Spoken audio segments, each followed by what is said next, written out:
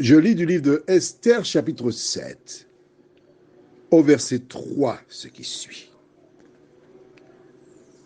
La reine Esther répondit, « Si j'ai trouvé grâce à tes yeux, ô roi, et si le roi le trouve beau, accorde-moi la vie. Voilà ma demande, et sauve mon peuple. Voilà mon désir. » Prions, notre Seigneur et notre Dieu. Alors que nous prenons le temps pour étudier cette référence, que le Saint-Esprit nous éclaire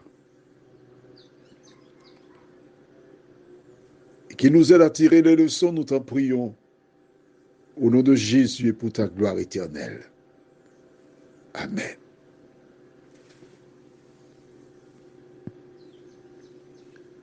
Le roi posa une question à la reine Esther. Elle attendit que ce soit lui qui apporte le sujet. Bien encouragé par ses réponses déjà, parce qu'il lui déclara, rappelle-toi, on a vu cela hier, elle te sera accordée. Quand ce serait la moitié du royaume, tu l'obtiendras. Mais elle est surtout encouragée parce que ce sont des signes qui lui montrent que Dieu est sur le point de la délivrer, ainsi que son peuple.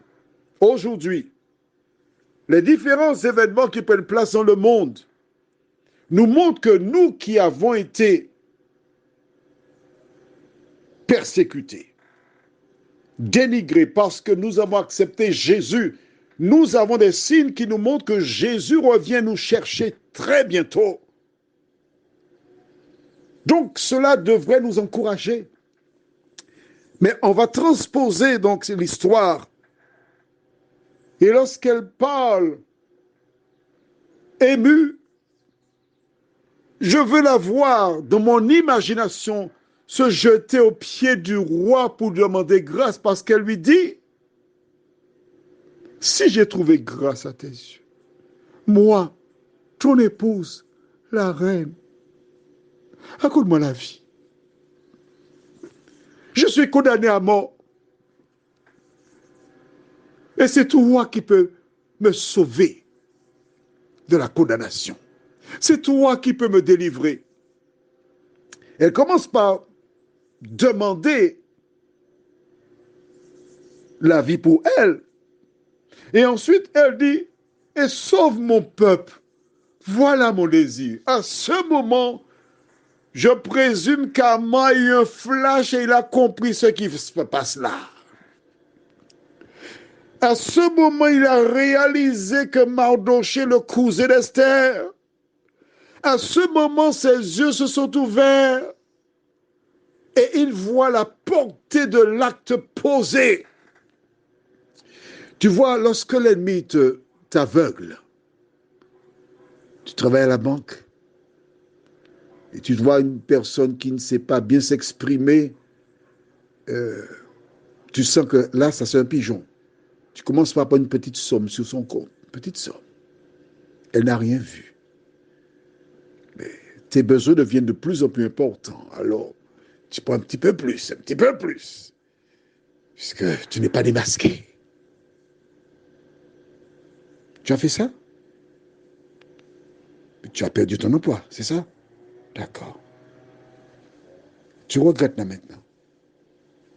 C'est bien. Tu as tiré des leçons. Alors si tu l'as fait, je veux te dire une chose ce soir. Nous bronchons tous de différentes manières. L'important pour toi, c'est de tirer les leçons pour ne pas recommencer. Toi qui m'écoutes, qui n'a pas encore été tenu la main dans le sac, finis avec ça. Finis avec ça. Le récit est là pour nous montrer que lorsque tu fais le mal, tôt ou tard, tu supportes les conséquences. Alors, tandis qu'il est encore temps, finis avec ça. Prions. Notre Seigneur et notre Dieu. Le cœur d'Aman commence à battre beaucoup plus vite parce qu'il a compris son erreur. Voici une nouvelle situation qui le met mal à l'aise. Seigneur, tu as permis qu'une personne, ou deux, voire plus, écoute ce WhatsApp-là, ce message transmis par le biais de WhatsApp. Tu as permis. À travers ce message, tu veux interpeller certaines personnes. Éternel, permets que ces personnes voient à travers ce message une perche que tu leur tends. Permets qu'elles saisissent cette perche. Nous t'en prions au nom de Jésus et pour ta gloire éternelle. Amen. Je te souhaite une bonne nuit. Si tu ne sais pas comment faire, envoie-moi un message par le biais de WhatsApp.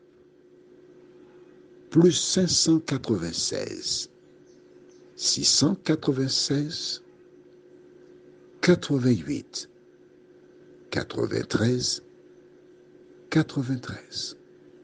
Tu vois, c'est pas facile. Mais quand tu commences, quand tu fais un pas, au fur et à mesure, tu arrives à faire le bien. Lorsque ta petite sœur te dit, bon, écoute, tu sais, il ne faut pas dire telle chose. Tu as ça dans ton cerveau. Tu demandes, Seigneur, aide-moi à mettre en pratique ce que dit ma petite sœur ou mon petit frère. Tu arriveras. Il suffit d'avoir la bonne volonté. Je te souhaite une bonne nuit.